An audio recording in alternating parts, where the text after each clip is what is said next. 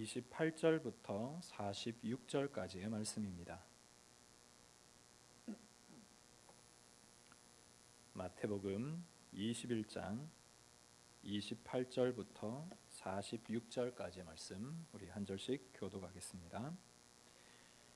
그러나 너희 생각에는 어떠하냐? 어떤 사람에게 두 아들이 있는데 맏아들에게 가서 이르되 얘 오늘 포도원에 가서 일하라 하니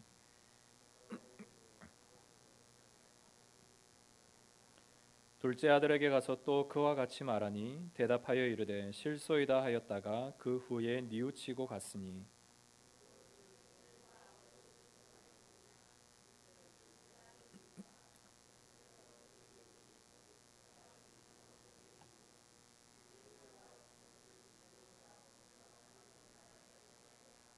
요한이 의의 도로 너희에게 왔거늘 너희는 그를 믿지 아니하였으되 세리와 청년은 믿었으며 너희는 이것을 보고도 끝내 뉘우쳐 믿지 아니하였도다.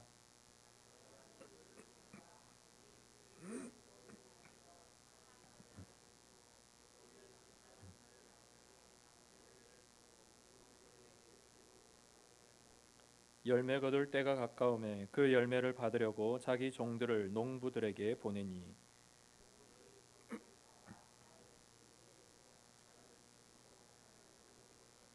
다시 다른 종들을 처음보다 많이 보내니 그들에게도 그렇게 하였는지라.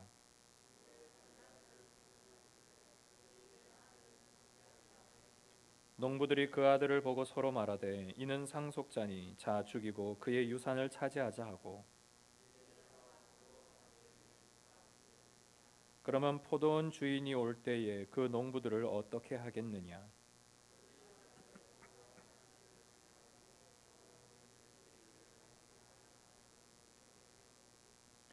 예수께서 이르시되 너희가 성경에 건축자들이 버린 돌이 모퉁이의 머릿돌이 되었나니 이것이 주로 말미암아 된 것이요 우리 눈에 기이하도다 함을 읽어본 일이 없느냐.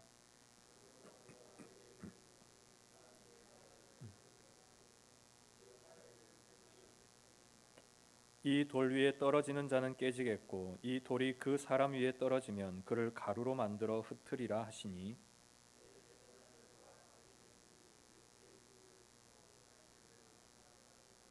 함께 읽습니다.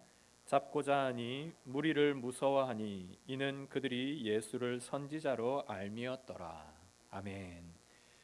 우리 오래간만에 함께 만난 성도님들과 함께 인사하겠습니다. 주님의 이름으로 사랑하고 축복합니다. 이렇게 함께 또 예배 드릴 수 있음에 감사를 드립니다. 오늘 마태복음 21장 후반부 말씀을 통해 아들을 믿는 자의 축복이라는 제목으로 여러분들과 은혜를 나누겠습니다. 이번 성탄절은 아마 예전과는 다르게 조금은 조용하게 지날 것 같습니다. 교회들마다 축하 행사를 행사 없이 그냥 성탄 예배만 드리는 교회들이 대단히 많고요. 우리가 길거리에 나가보아도 이런 성탄절의 분위기를 찾아보기가 어렵습니다. 그나마 오늘 오신 분들은 아시겠지만 우리 교회는 또 성탄 장식을 해놔서 그나마 그래도 분위기가 조금은 있습니다. 기독교의 중요한 두 절기를 꼽으라면 우리는 부활절과 성탄절을 말할 수 있을 겁니다. 그런데 이 두 절기 모두 둘 다 중요하죠. 그런데 그 둘 중에 조금 더 의미 있는 절기를 말하라 라고 한다면 부활절을 말할 수 있습니다. 왜냐하면 부활절은 다른 종교에는 없는 기독교의 유일한 그러면서 특성 있는 대단히 중요한 절기이기 때문입니다. 예수님의 부활이 곧 성도의 부활이며 성도의 부활은 꼭 또 영생을 의미하기 때문입니다. 하지만 우리에게 익숙하고 또한 대단히 친절한 절기는 부활절보다 성탄절입니다. 성탄절하면 왠지 기분이 좋고 마음이 설레어지죠. 그리고 우리가 성탄하면 가장 먼저 떠오르는 것은 구유에 누워있는 아기 예수님의 모습입니다. 그래서 오늘 우리가 부른 찬송가에도 그리고 많은 성탄 찬송가에 구유와 아기라는 말이 많이 들어 있습니다. 우리가 오늘과 다음 주에 이 성탄절을 맞으면서 우리를 위하여 오신 그 예수님의 의미를 조금 더 깊이 생각해 보려고 하는데요. 오늘은 그 예수님의 이름 앞에 붙어 있는 독생자, 우리를 위해 오신 독생자이신 예수님, 이 예수님을 믿는 우리에게 주시는 복이 어떤 것인지 함께 은혜를 나누려고 합니다. 우린 지금 계속해서 매주일 설교 말씀을 통해 예수님의 마지막 한 주간의 이 사역들을 살펴보고 있는데요.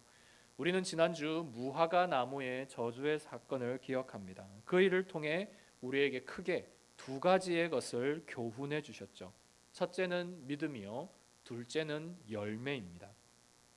우리가 예수님을 구원자로 믿고 있는가, 나는 예수님을 나의 구세주로 믿고 있는가에 대한 질문은 우리의 모든 신앙의 가장 중요한 질문이고요. 두 번째는 우리의 신앙이 주님께 드릴 열매가 있는가, 내가 오늘이라도 주님 앞에 가면 내 모든 평생과 오늘의 모든 삶들을 통해 주님께 드릴 열매가 내게 있는가, 이 두 가지가 무화과 나무 이야기를 통해 주신 중요한 교훈입니다.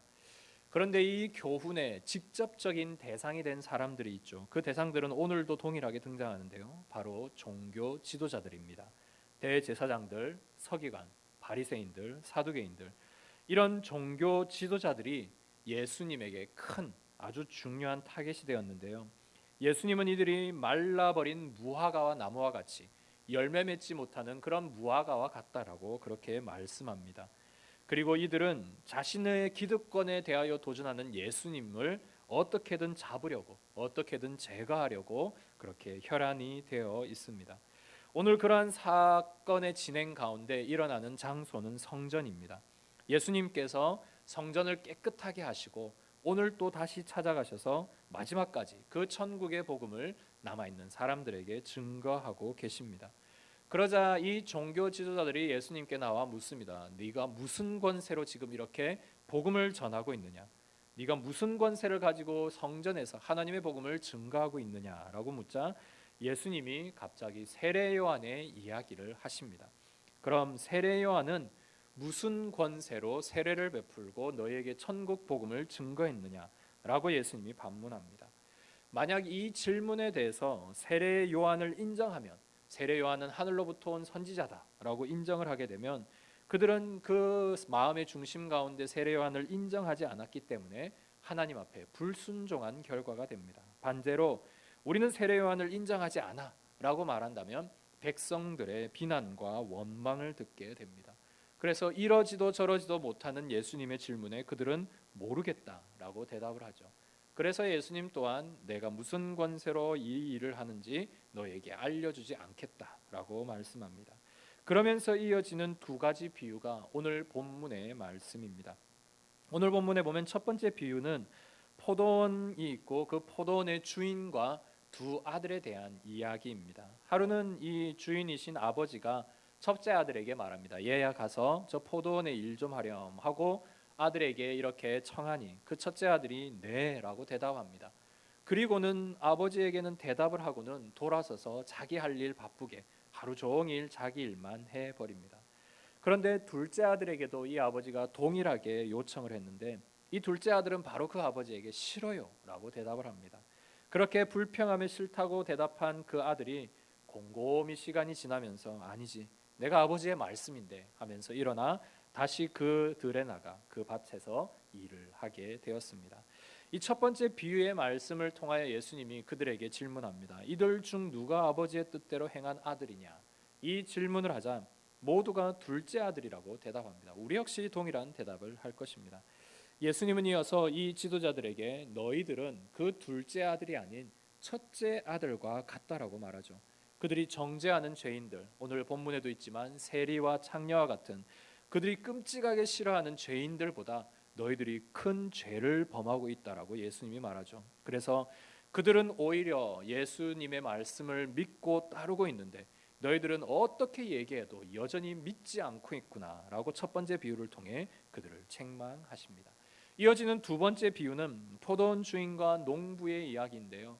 이 주인은 대단히 부자였던 것 같습니다. 그래서 포도원을 새로 주고 타국에 다른 일을 하러 갔는데 이 새를 준 포도원이 추수할 때가 되어서 3명의 자기의 일꾼을 보내죠. 그런데 이 농부들이 대단히 악해서 한 명은 때리고 한 명은 돌로 치고 한 명은 심지어 죽이기까지 했습니다. 이 이야기가 주인에게 들려졌고 주인은 사람이 작아서 그런가 보다. 그래서 많은 종들을 보내면 저희들이 듣고 순종하겠지 하고 많은 종들을 보냈는데 결과는 똑같았습니다. 그래서 이 주인이 마지막으로 자기의 아들 회사로 따지면 부사장인 자기의 아들을 보내죠. 이 아들은 충분히 존중할 것이라고 생각했습니다. 그런데 이 악한 농부들은 오히려 유산을 차지하겠다라는 그런 욕심으로 그 아들마저 죽이게 됩니다. 이 두 번째 비유는 대단히 괘씸한 농부의 이야기이면서 또한 아들이 죽는 슬픈 이야기이죠. 예수님은 이 두 번째 비유를 하신 이후에 그러면 포도원 주인이 돌아와서 그 농부들에게 어떻게 하겠느냐? 우리 역시 동일하게 느끼지만 이 괘씸한 농부들을 진멸하고 그 포도원을 다른 농부들에게 새로 줄 것입니다 라고 그 지도자들이 말을 합니다. 그러자 예수님이 경고의 말씀으로 오직 오늘 마지막 구절에 말씀을 하시는데요, 너희들이 건축자들의 버린 돌이 머릿돌이 되었다라는 성경 말씀을 읽지 않았느냐? 그 머릿돌이 너희 머리 위에 떨어질 것이다. 그리고 그것을 피하는 자라 할지라도 그 돌 위에 너희가 떨어질 것이다 라고 경고하십니다. 그리고 너희는 하나님 나라를 빼앗기고 열매 맺는 자들에게 그 나라가 상속될 것이다 라고 그렇게 말하죠. 오늘 우리가 이 성경 본문을 보고 또 이 말씀을 들을 때 이 말씀이 크게 우리에게 잘 와닿지 않습니다. 그런데 이 말씀은 대단히 무서운 말씀이죠. 머릿돌, 그 건축할 때 쓰는 큰 돌덩이가 이 종교 지도자들의 머리 위에 떨어지겠다라는 무서운 말씀이고요. 그리고 그것을 피하는 자라 할지라도 너희들이 그 돌 위에 떨어져서 다 화를 당하게 될 것이다라는 아주 충격적인 말씀입니다.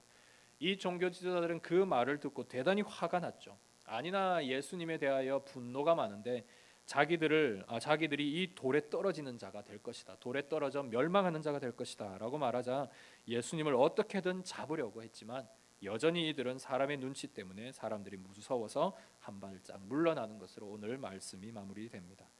오늘 본문을 보시면 예수님과 종교 지도자들의 아주 불꽃 튀는 그런 대결같이 보입니다. 이 대결의 구도를 통해 예수님은 비유의 말씀을 들려주시고 또한 이들에게 큰 가르침을 주시죠. 이 두 가지의 비유의 말씀 속에는 공통점이 몇 가지가 있습니다. 그것은 포도원이라는 장소가 똑같고요. 그리고 포도원 주인이 등장합니다. 포도원과 포도원 주인의 관계, 우리가 이것은 예수님의 수많은 말씀을 통해 익히 이 내용이 무엇인지 알고 있습니다. 포도원 주인은 하나님, 이 땅의 모든 것을 주관하시고 모든 일들을 관여하시는 하나님을 말씀하시고, 포도원은 바로 하나님 나라, 하나님이 이루시는 그 나라를 의미함을 알 수 있습니다. 그런데 이 두 가지 비유에는 또 다른 공통점이 하나 있죠. 그것은 바로 아들이 들어간다라는 사실입니다. 첫 번째 비유에는 아버지의 뜻을 따르는 둘째 아들이 등장하고요. 두 번째는 아버지의 모든 포도원을 상속받는 그 아들이 등장합니다.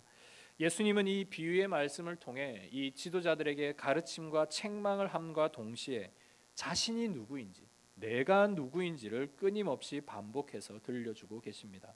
첫 번째 비유를 통해 예수님이 들려주신 것은 나는 아버지의 뜻에 순종하는 아들이다 라는 것을 보여주고요.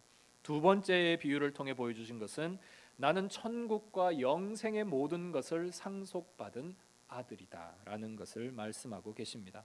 그래서 이 두 가지의 비유는 우리에게 가르침과 깨달음을 줌과 동시에 예수님이 누구이신가를 말씀하시는데요. 그 예수님의 핵심은 아들이신 예수 그리스도, 하나님의 아들이신 예수님을 말씀하고 계십니다.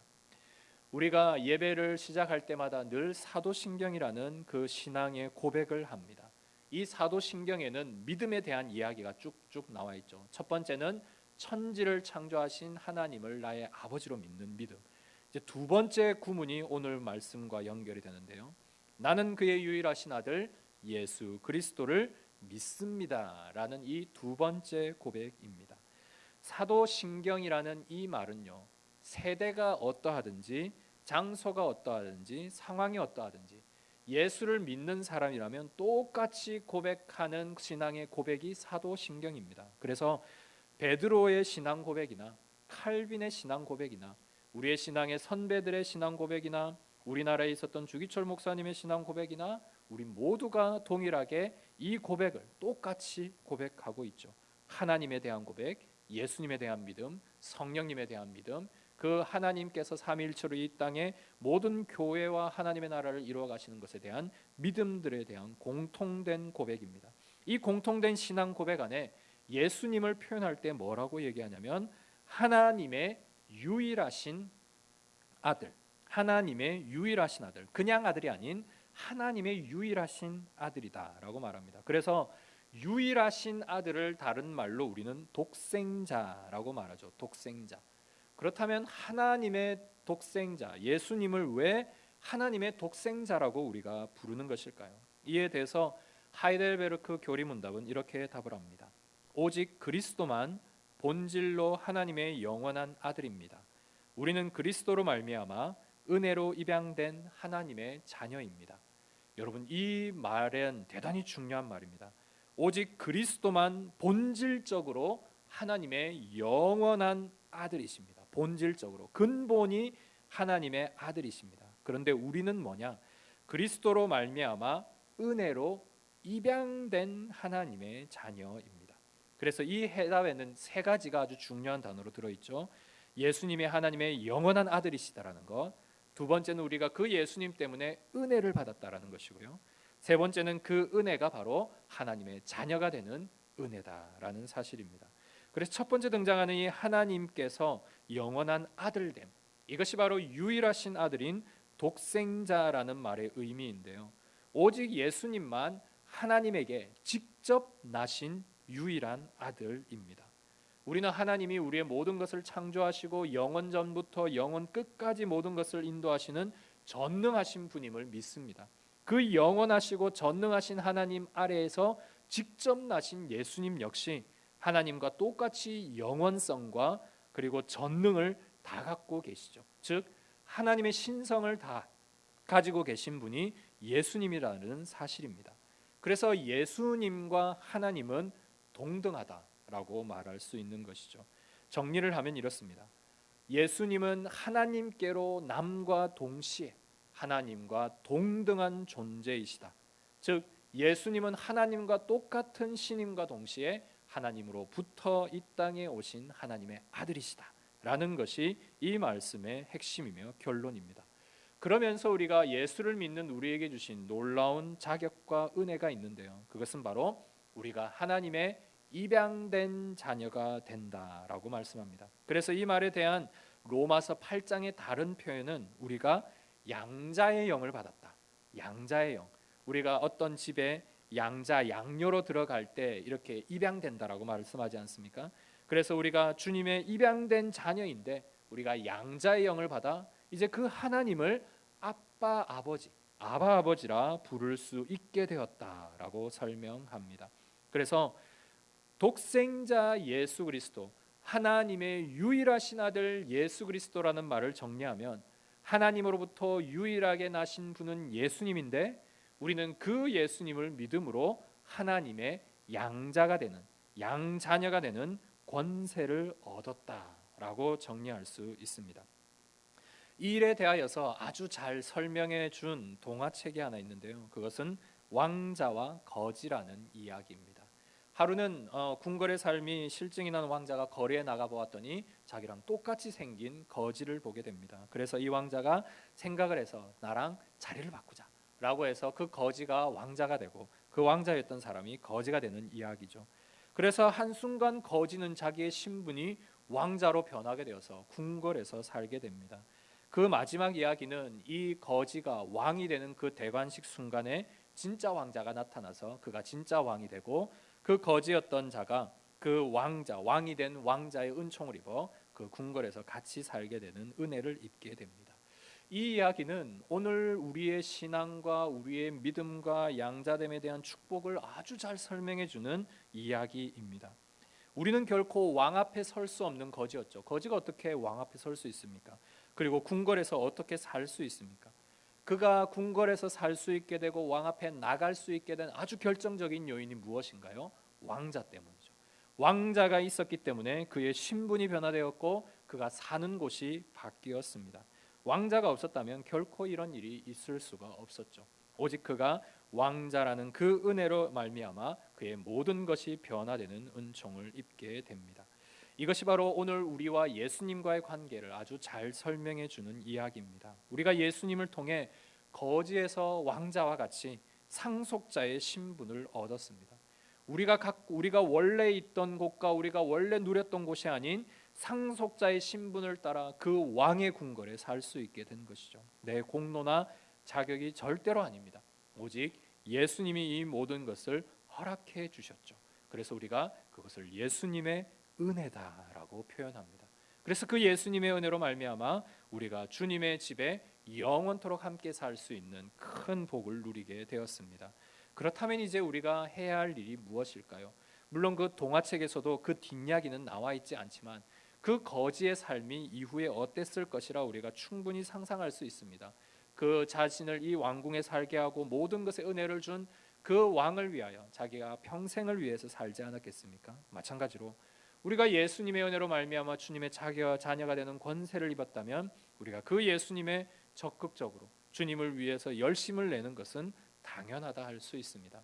이 일을 신학적인 말로 다르게 표현하면 하나님의 형상을 회복하는 것, 하나님의 형상을 따라가는 것이다 라고 말할 수 있습니다. 하나님이 우리를 처음 만들었을 때의 모습, 하나님이 우리를 처음 창조하고 계획하셨을 때의 그 모습으로 돌아가는 것, 그 아들의 영인 예수 그리스도의 형상을 닮아 주님의 일에 더욱 힘을 내는 것, 예수님이 아버지 하나님께 순종했듯이 우리 역시 그런 순종의 삶을 살아내는 것, 이것이 오늘 우리에게 동일하게 일어나는 일입니다. 이것이 나는 그의 유일하신 아들 우리 주 예수 그리스도를 믿습니다 라는 이 신앙 고백에 들어있는 중요한 의미입니다. 이제 그렇다면 오늘 말씀의 핵심이면서 결론인데요, 우리가 아들이신 예수님을 믿을 때 어떤 복을 받게 되는가? 오늘 이 마태복음뿐 아니라 다른 수많은 복음서의 내용과 또한 신약의 성경 내용을 통해 우리가 예수를 믿게 되면 받게 되는 큰 복이 무엇인가? 크게 네 가지로 말할 수 있는데요. 그 첫째는 하나님의 자녀가 되는 복입니다. 에베소서 1장 4절에는 창세 전에 하나님께서 우리를 계획하셨다라고 말씀합니다.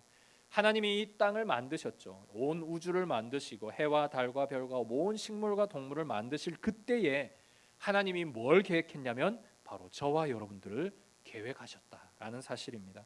하나님이 그 예정과 뜻대로 우리를 계획하셨고요. 그 예정의 뜻 안에는 뭐가 들어있냐면 아들을 보내셔서 그 아들을 믿게 하시는 것까지 다 들어있습니다. 그러니까 하나님이 우리를 창조 때부터 이미 우리의 눈, 코, 입, 귀, 살 것, 우리의 모든 생애에 대한 부분을 다 예정하셨을 뿐 아니라 우리를 통하여서 예수를 믿게 하시는 놀라운 복까지 허락해 주셨고요. 그 아들이신 예수님을 믿음으로 말미암아 우리가 하나님의 자녀가 되는 권세를 주셨다라고 에베소서 1장 4절에는 표현합니다. 그래서 요한 사도 역시 동일하게 말씀하죠. 영접하는 자, 곧 그의 이름을 믿는 자에게는 하나님의 자녀가 되는 권세가 있다고. 하나님의 아들 예수를 영접하고 그 예수를 믿는 자에게 주님의 자녀가 되는 큰 복이 있습니다. 성도 여러분, 비록 우리가 이 세상을 살아갈 때 우리가 정말로 부러워하는 그런 금수저 인생이나 상위 1%의 인생, 그런 인생을 우리가 혹 살지 못한다 할지라도 오직 우리가 이 어렵고 힘든 시기 가운데서도 큰 기쁨과 은혜를 누릴 수 있는 것, 우리가 어느 순간 어느 자리 어떤 상황에도 하나님의 자녀라는 사실을 여러분 결코 잊지 마시기 바랍니다. 그래야만 이 자녀된 축복과 은혜로 말미암아 우리가 이런 어려운 것들을 다 이겨낼 것입니다. 이 큰 특권이 있다라는 것, 이 큰 복이 있다라는 것을 여러분들 꼭 기억하시기 바랍니다. 이것이 예수를 믿는 자에게 주시는 첫 번째 복이고요. 두 번째는 세상을 이겨나갈 수 있는 복을 허락해 주십니다.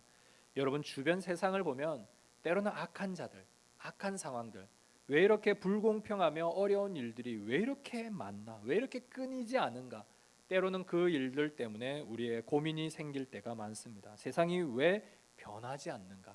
그 근본 이유는 인간의 내면 가운데 작용하는, 인간 내면 깊숙한 곳에 지배하는 그 사단의 악한 영향력이 있기 때문입니다.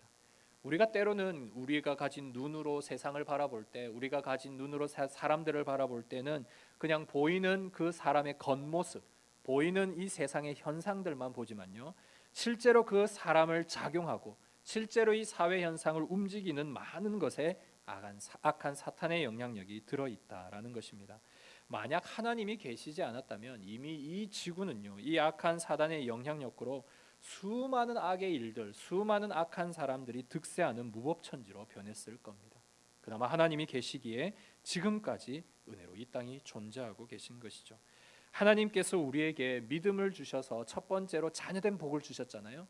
이 자녀된 권세와 축복을 주시면서 하나님께서 우리에게 놀라운 파워와 능력을 주셨는데요. 그게 뭐냐면 악을 이길 수 있는 능력을 주셨어요. 악을 이길 수 있는 능력, 악을 제어할 수 있는 능력.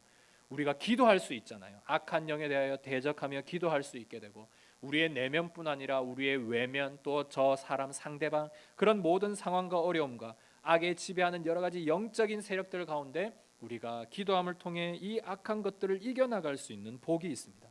그래서 요한 사도가 말하기를 무릇 하나님께로부터 난 자마다 세상을 이기느니라.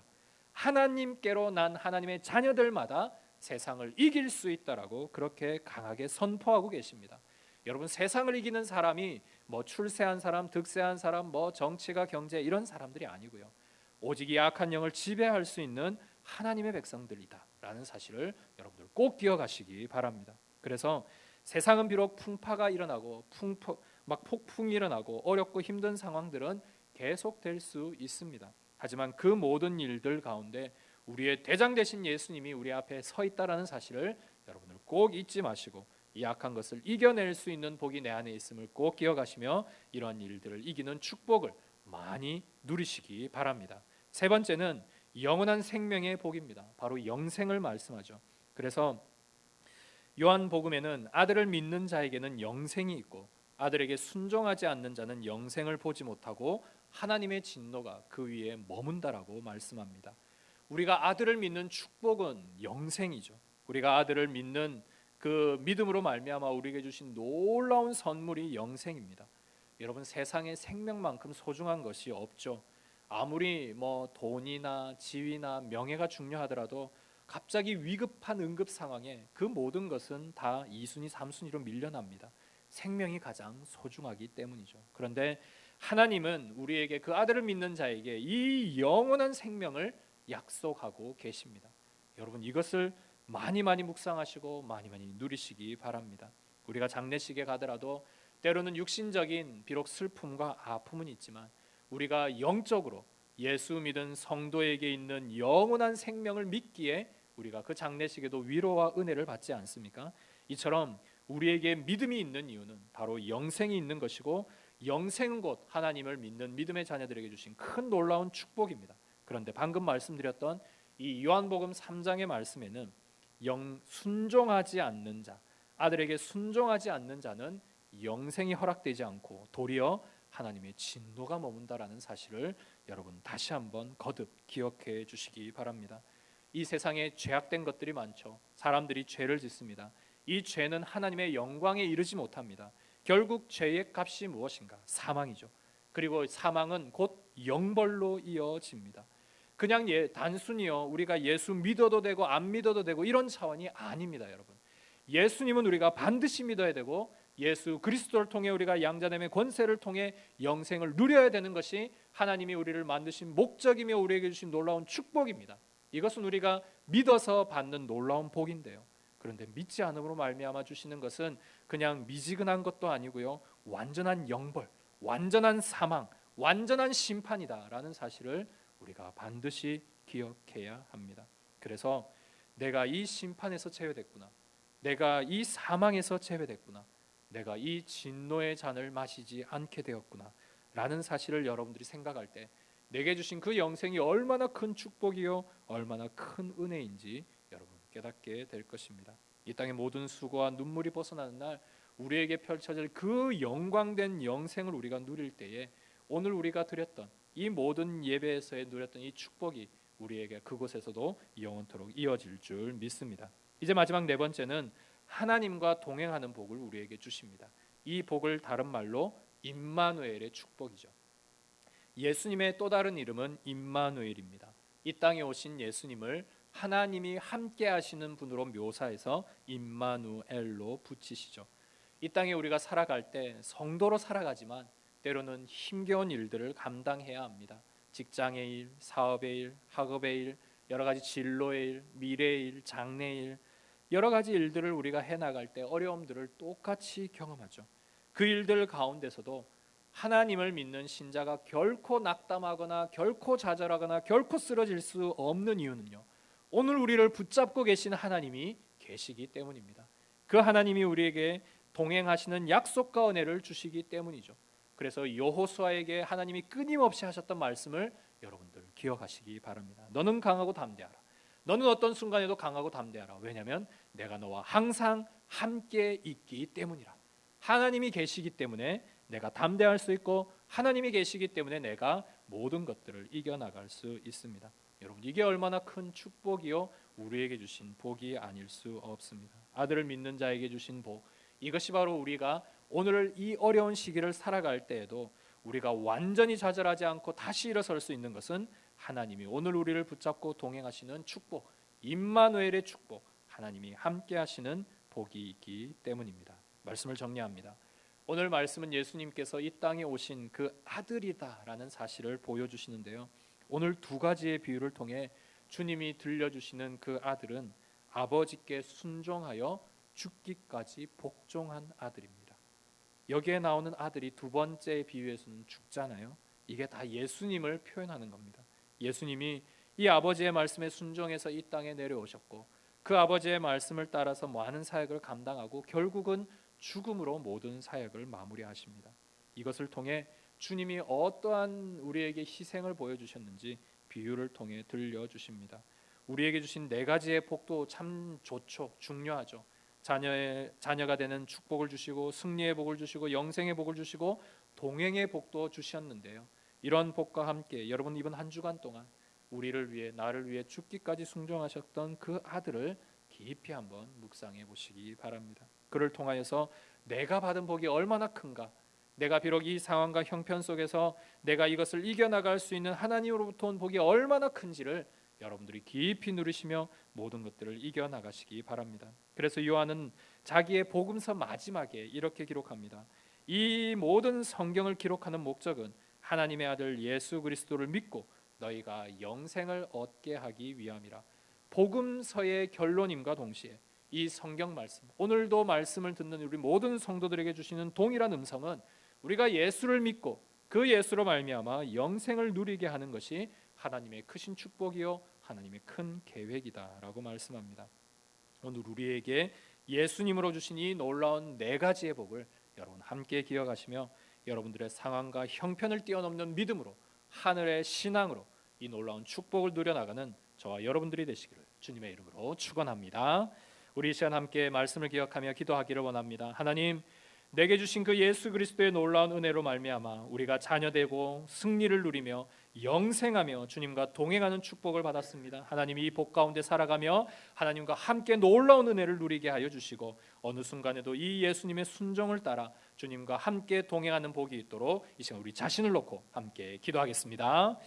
하나님 아버지, 감사합니다. 오늘 말씀을 통하여 이 아들이신 예수님을 믿는 믿음이 얼마나 큰지, 이 아들 예수님을 통하여서 우리에게 주신 축복이 얼마나 큰지를 다시 한번 말씀을 통해 기억하게 하여 주시고, 오늘 우리를 자녀 삼아주신 축복, 하나님 이 놀라운 권세의 축복을 기억하게 하여 주시며, 어떠한 악도 이 모든 세력들도 이길 수 있는 승리의 복을 누리게 하여 주시고, 하나님 아버지 우리에게 주신 이 영생의 복을 우리가 누림으로 이 땅의 것이 아니라 하나님의 영원한 신령한 것을 사모하며 살게 하여 주시고, 아버지 하나님과 오늘도 동행하며 하나님과 함께하는 축복이 일어나게 하여 주옵소서.